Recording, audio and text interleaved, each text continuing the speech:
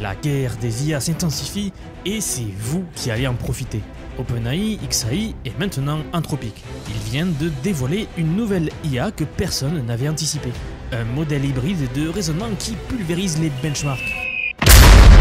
Bonjour à tous. Aujourd'hui, Anthropic a enfin lancé leur nouveau modèle d'IA Claude 3.7 Sonnet et je suis très heureux d'analyser ça avec vous aujourd'hui. Il y a beaucoup de choses à découvrir dans cette mise à jour car ce n'est pas juste un simple LLM, plutôt un nouveau modèle hybride de raisonnement et qui offre beaucoup en termes de records battus dans les benchmarks. Hier, j'ai fait une vidéo sur le robot nouveau Figure qui avait un double système de réflexion. En fait, une double IA. Eh bien, vous allez voir ici aujourd'hui que Anthropic a pris la même approche. Avant de commencer, je vous rappelle juste que si cette vidéo vous plaît tout au long de son visionnage, n'hésitez pas à vous abonner pour soutenir la chaîne. Ici, on sort ce genre d'infos tous les jours. Bien, alors, avant d'aller plus loin, il faut bien comprendre qu'en ce moment, nous sommes en plein cœur d'une véritable course à l'IA avec 3 acteurs qui se battent la première place. D'un côté, nous avons OpenAI avec leur dernière mise à jour de ChatGPT qui a longtemps dominé le marché. De l'autre, nous avons le nouveau Grok 3 de XAI qui a littéralement tout cassé à sa sortie.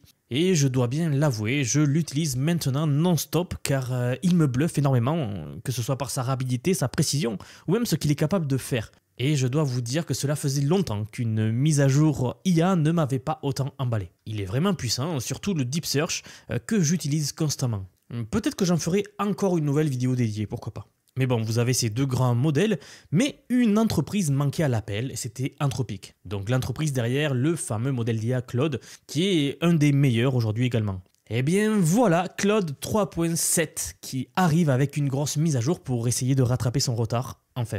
Alors bien sûr, Anthropic a pris du temps pour peaufiner son approche. Et contrairement à ce que l'on pourrait penser, eh bien Claude n'était pas vraiment à la traîne sur certains aspects techniques, mais plutôt sur l'expérience utilisateur et l'accessibilité. Donc avec cette nouvelle IA, donc Claude 3.7 Sonnet, et particulièrement son système donc de réflexion hybride, on sent enfin que Anthropic veut non seulement rattraper son retard, donc, mais potentiellement dépasser ses concurrents dans des domaines précis, comme par exemple le codage agentique ou les benchmarks, qui lui sont clairement en faveur. Et c'est ça qui est passionnant dans cette course à 3, c'est que chacun de ces acteurs en fait apporte sa vision unique de ce que pourrait être ou ce que est en fait l'IA générative. Chacun de ces modèles présente ses forces et ses faiblesses.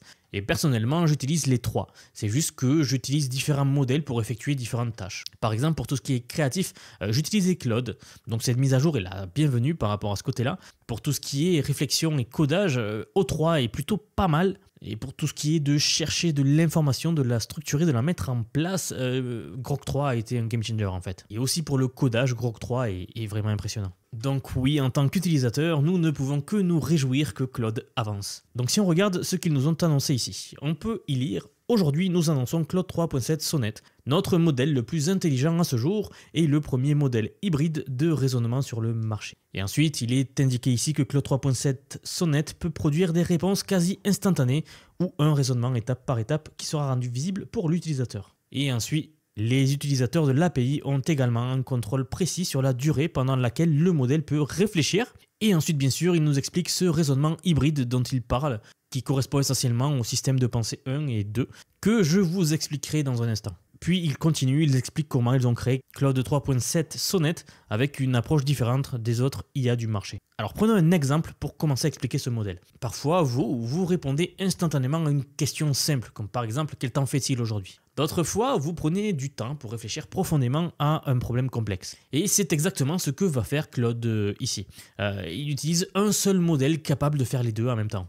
Contrairement à ce que font d'autres entreprises aujourd'hui, je pense que vous le savez, ils ont séparé les modèles. Donc, par exemple, ChatGPT, lorsque vous sélectionnez la liste déroulante, vous avez plusieurs modèles pour différentes fonctionnalités. Si vous voulez répondre à une question rapide ou créative, vous allez utiliser 4O. Si vous voulez répondre à une question mathématique ou de codage, vous allez utiliser O3, etc.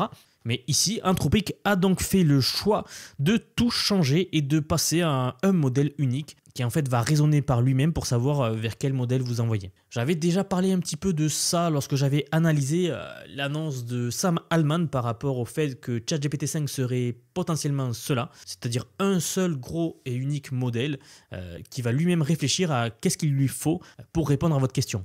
Mais ça, nous y reviendrons un peu plus tard. Mais maintenant que Claude 3.7 a fait cela, eh bien, on a une expérience beaucoup plus naturelle et fluide pour nous, les utilisateurs. Donc vous l'aurez compris, l'IA va maintenant s'adapter automatiquement à vous, selon la complexité de la question, comme le ferait un être humain. Et c'est là qu'ils nous expliquent en fait qu'ils ont créé le système 1 et le système 2. Pour mettre cela en parallèle avec l'humain, eh bien, imaginez le système 1 comme l'intuition ou l'instinct. C'est un tout petit modèle de IA qui va pouvoir répondre quasiment instantanément, un peu comme fonctionne le système nerveux par exemple. Puis nous avons un système 2 qui lui est beaucoup plus lent, beaucoup plus logique. C'est bien sûr celui qui va réfléchir, c'est le cerveau en fait. Comme quand vous devez répondre à des questions mathématiques. Si vous avez vu la vidéo d'hier sur le robot de figure, je pense que vous savez de quoi je parle. Et c'est étonnant en fait qu'ils nous sortent que deux entreprises comme ça séparées le même système pour la création de ces IA. Alors est-ce que Anthropic et Figure ont eu des discussions comme ça sans que l'on s'en soit rendu compte? Eh bien c'est possible, sachant que Figure a largué OpenAI récemment.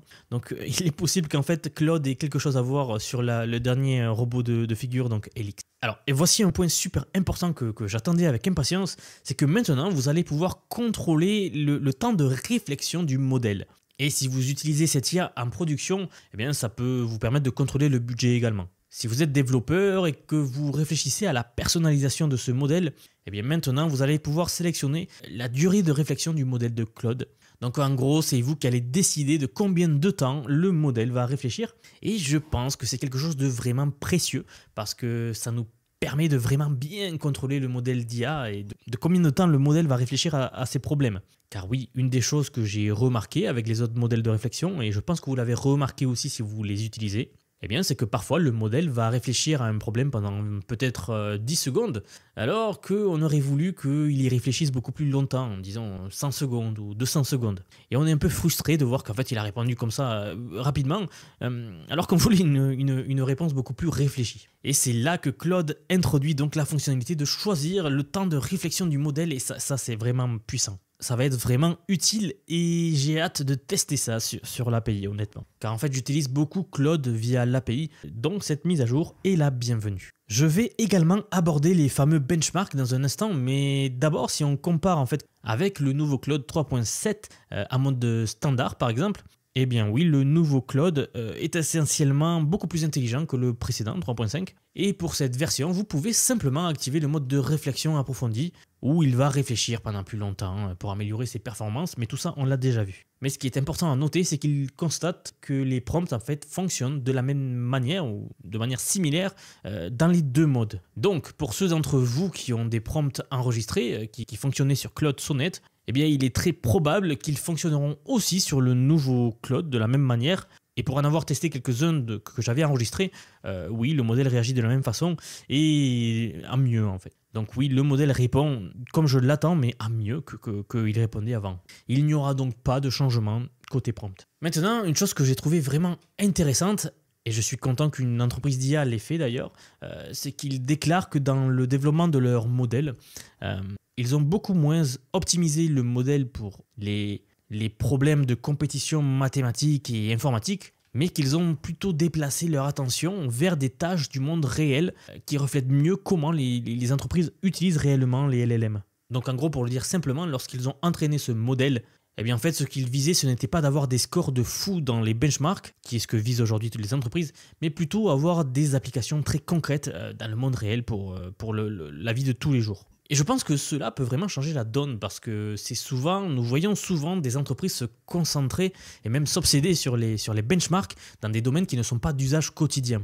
Par exemple, quand nous allons jeter un coup d'œil au benchmark tout à l'heure pour ce nouveau modèle, vous verrez que les benchmarks en fait sont toujours très impressionnants, bien sûr, mais beaucoup de ces domaines en fait ne se traduisent pas directement en utilisation commerciale mondiale que la personne moyenne va pouvoir utiliser et ne va pas pouvoir en extraire de la valeur dans le monde réel. Et si vous voulez mon avis, je pense que c'est pour ça que Claude a toujours été traditionnellement mieux vu par les utilisateurs que ChatGPT et que leurs concurrents pour des tâches créatives par exemple. Parce qu'en fait, ils entraînent leur modèle pour qu'il soit réellement bon dans l'utilisation des tâches du monde réel, de la vie de tous les jours, et peut-être pas tant pour les problèmes de compétition, des problèmes de maths de haut niveau que de toute façon, vous et moi n'avons pas besoin de résoudre tous les jours. Voici donc les benchmarks pour Claude 3.7 Sonnet, et essentiellement ici nous pouvons voir que Claude excelle. Alors certes, il n'écrase pas les autres entreprises en termes de benchmark.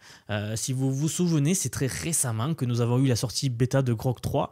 Et bien sûr, nous pouvons déjà voir que Claude est au-dessus. Donc ça n'aura pas duré très longtemps, moins d'une semaine d'ailleurs. Et honnêtement, je ne sais pas vraiment comment ils ont fait, mais pour de nombreux benchmarks, en fait, ils arrivent en tête avec ce nouveau modèle, ce qui est un peu étonnant pour être honnête avec vous. Mais je tiens tout de même à faire une petite remarque. Je continue à trouver Grok 3, malgré tout ça, supérieur. Alors j'ai eu l'occasion de tester Claude 3.7 pour mes tâches quotidiennes, en profondeur même, mais franchement, je trouve que Grok 3 arrive toujours mieux à faire les choses. En tout cas, les choses que je n'ai jamais réussi à faire à Claude ou à ChatGPT. Ceci étant dit, sachez que j'utilise autant ChatGPT que Claude, que Grok. Donc en fait, cette mise à jour de Claude améliore grandement les tâches les plus créatives pour lesquelles j'utilisais déjà Claude en fait. Bon, je l'ai beaucoup testé, mais bien sûr, il faudra que je creuse un peu plus les capacités de ce nouveau modèle quand même. Par exemple, en codage agentique, j'ai envie de voir comment est-ce qu'il se comporterait pour les agents IA.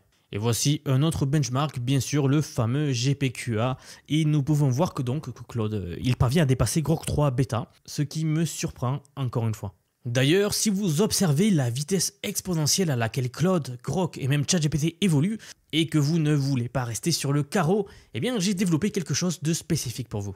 J'ai créé une formation ultra accessible qui va vous plonger directement dans l'écosystème de l'IA, de l'intelligence artificielle. C'est pratique, efficace et surtout pas cher.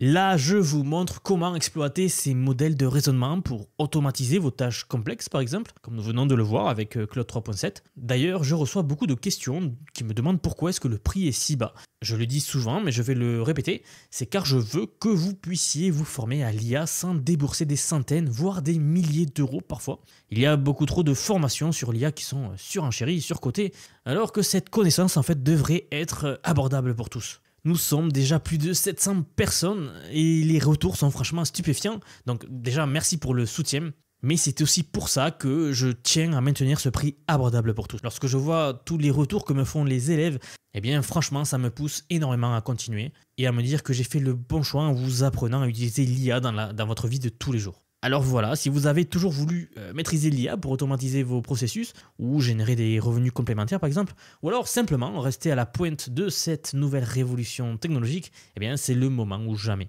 Car soyons honnêtes, dans quelques mois, ceux qui sauront exploiter ces modèles de raisonnement hybride, comme par exemple le Claude 3.7, eh bien auront un avantage concurrentiel décisif sur les autres. Quoi qu'il en soit, tous les liens sont dans les commentaires épinglés sous cette vidéo, donc ne ratez pas cette opportunité, c'est exactement le genre de moment qui n'arrive qu'une fois. Allez, maintenant revenons donc à notre analyse de Claude 3.7. Oui, voilà, c'est un modèle que vous pourrez trouver intéressant à utiliser, et certaines des tweets que je vois dans la communauté IA eh bien, nous montrent que ce sera probablement le modèle vers lequel beaucoup d'utilisateurs, beaucoup de gens vont donc basculer naturellement. Je ne serais pas surpris si Claude se retrouvait à court de capacité d'inférence pour ce modèle, étant donné le nombre de personnes qui l'utilisaient déjà avant la sortie de Grok 3 et des nouvelles mises à jour de ChatGPT. Avec la sortie de ces deux modèles, donc beaucoup de gens avaient quitté, et Anthropic avait quitté Claude tout simplement, puisque Claude ne nous proposait plus rien, et bien maintenant ils sont de retour, on dirait bien. Je veux dire, l'avenir est vraiment passionnant. D'ailleurs, si vous vous interrogez sur les capacités de Claude à coder, ce qui va suivre va beaucoup vous intéresser. Donc ici, c'est essentiellement une vidéo en fait où il nous présente un nouvel outil de codage agentique que nous n'avions jamais vu et qui va permettre aux utilisateurs de travailler avec Claude directement dans le terminal. C'est quelque chose qui est lancé comme un aperçu de recherche directe. Donc en fait, il nous le montre tel qu'il est dans sa meilleure forme. Et concrètement, qu'est-ce que Claude Coding en fait va pouvoir faire pour vous? Eh bien, c'est assez impressionnant à voir. Il va comprendre tout votre code, même si vous avez des centaines de fichiers, un peu comme le faisait en fait Google LLM Notebook, qui était un outil que nous pouvions utiliser pour justement cela, mais en fait il ne faisait que rechercher dans la base de données. Il n'intégrait pas vraiment tous vos fichiers ensemble pour créer une structure cohérente. Et bien là, c'est ce que nous promet le nouveau Claude Coding. Regardez cette présentation rapide de Anthropic. Est-ce qu'on devrait faire un grand sourire ou... Un grand sourire, c'est flippant. Je suis Boris, je suis ingénieur. Je suis Kat, je suis chef de produit. Nous adorons voir ce que les gens créent avec Claude, particulièrement avec le codage. Et nous voulons rendre Claude meilleur en codage pour tout le monde. Nous avons développé des outils, dont l'un que nous partageons aujourd'hui. Nous lançons Claude Code en version d'aperçu pour la recherche. Claude Code est un outil de codage assisté par agent qui vous permet de travailler avec Claude directement dans votre terminal. Alors, nous avons un projet ici. C'est une application Next.js. Ouvrons-la dans une instance de Claude Code. Maintenant que nous avons fait cela, Claude Code a accès à tous les fichiers de ce dépôt. Nous ne connaissons pas beaucoup cette base de code. On dirait une application pour discuter avec un agent du service client. Demandons à Claude de nous aider à comprendre cette base de code. Claude commence par lire les fichiers de haut niveau, puis il plonge plus profondément. Maintenant, il passe en revue tous les composants du projet.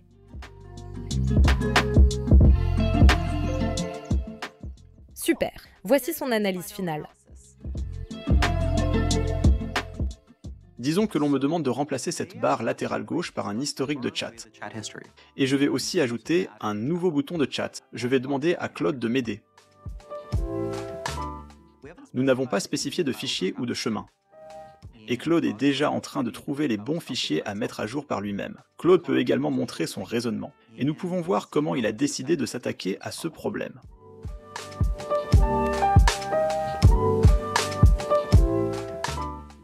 Claude me demande si je veux accepter ces changements. Je vais dire oui.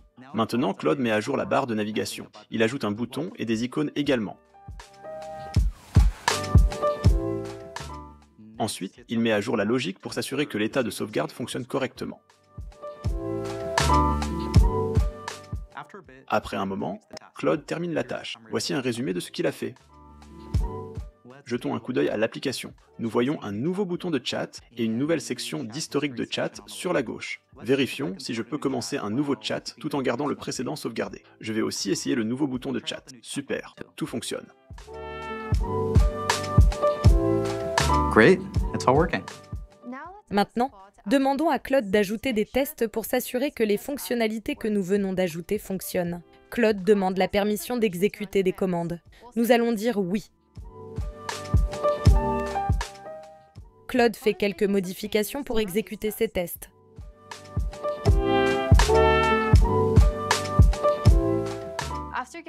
Après avoir obtenu les résultats, il poursuit son plan jusqu'à ce que tous les tests passent. Après quelques minutes, il semble que nous sommes prêts. Maintenant, je vais demander à Claude de compiler l'application et voir si nous obtenons des erreurs de compilation. Voyons ce qu'il trouve. Claude a identifié les erreurs de compilation et est maintenant en train de les corriger. Ensuite, il essaie de compiler à nouveau. Il continuera jusqu'à ce que ça fonctionne. Maintenant, finalisons tout en demandant à Claude de valider ces modifications et de les pousser vers GitHub. Claude crée un résumé et une description de nos modifications. Et il va pousser les modifications vers GitHub. Voilà. C'est un exemple de ce que Claude Code peut faire. Nous avons hâte que les gens commencent à développer avec. Alors, qu'est-ce que vous en avez pensé? C'est assez dingue, n'est-ce pas? Et pour finir très rapidement, j'aimerais vous parler qu'il y avait aussi ce benchmark en fait que j'ai oublié d'inclure tout à l'heure. Mais en fait, Anthropic a introduit un nouveau benchmark pour tester son modèle. Et c'est un benchmark en fait qui va évaluer la capacité de l'IA à jouer au jeu Pokémon. Il est dit ici que Claude 3.7 Sonnet démontre qu'il est meilleur que tous les autres modèles jusqu'à présent pour jouer à Pokémon Red. Alors je ne joue pas vraiment à Pokémon, mais d'après ce qu'ils disent, et c'est vrai en fait, je pense que tester les modèles sur leur capacité à jouer, en fait, c'est une façon assez amusante en fait d'apprécier les capacités de modèles d'IA, mais bien sûr d'apprécier ces capacités réelles appliquées au monde réel. C'est pourquoi ils ont fait cela et je pense que ce genre de nouveaux benchmarks en fait vont être super divertissants et super intéressants à voir à l'avenir. Et pour finir, l'agenda AGI. Donc ils nous disent la chose suivante, Claude 3.7 Sonnet et Claude Code marquent une étape importante vers des systèmes d'IA qui peuvent vraiment augmenter les capacités humaines. Ils nous rapprochent d'un avenir où l'IA enrichit et étend ce que les humains peuvent accomplir. Voici le schéma qu'ils nous partagent. En gros, c'est ici en fait qu'ils nous déclarent que d'ici 2027, Claude aura ce qu'ils appellent des pionniers. Donc d'abord, vous avez les assistants en 2024. Puis bien sûr, nous aurons des collaborateurs en 2025, donc les fameux agents IA, où Claude va faire des heures de travail indépendants pour vous en fait. à un niveau expert, ce qui en fait élargirait ce dont chaque personne d'une équipe est capable. Puis bien sûr, ils nous disent qu'en 2027, c'est là que nous aurons les Pioneers, où en fait ils sont en train de nous prédire que Claude sera capable de trouver des solutions révolutionnaires à des problèmes difficiles. Donc vous vous en doutez, des problèmes qui auraient pris des années pour résoudre pour des équipes normales. J'ai récemment fait une vidéo sur une nouvelle IA de Google qui fait justement cela, qui m'a beaucoup impressionné, qui a impressionné beaucoup de monde, donc le Co-Scientist, l'IA scientifique qui permet de faire de la recherche exactement comme ça. Donc il nous donne 2027 comme calendrier, mais si vous voulez mon avis, ce sera avant. Les choses avancent à une vitesse folle et je ne vois aucun signe de ralentissement pour être honnête avec vous. Donc ce qui est sûr, c'est que vous pouvez compter sur moi pour couvrir tout ce qui se passera les prochains mois, les prochains jours. Donc n'hésitez pas à vous abonner si ce n'est pas déjà fait. Comme je l'ai déjà dit, ici on sort ce genre de vidéo une fois par jour. Et je vous rappelle que vous trouverez tous les liens de la formation en commentaire épinglé sous la vidéo. C'est maintenant qu'il faut apprendre à utiliser l'IA avant qu'il ne soit trop tard. Je vous invite donc à venir apprendre les bases et vous verrez que ce monde est fascinant et qu'il n'arrête pas d'évoluer en permanence avec des choses de plus en plus étonnantes qui nous sont proposées. En tout cas, si vous êtes encore ici, merci d'avoir regardé la vidéo et moi je vous donne rendez-vous très vite pour la prochaine vidéo. À bientôt. Si cette analyse vous a intéressé et que vous voulez aller encore plus loin dans la compréhension des enjeux géopolitiques actuels, je vous invite à découvrir ma nouvelle chaîne Vision Actu. Vous y trouverez des analyses approfondies sur ce sujet et bien d'autres qui façonnent notre présent et notre futur. N'oubliez pas de vous abonner aux deux chaînes pour ne rien manquer. À très bientôt pour de nouvelles analyses.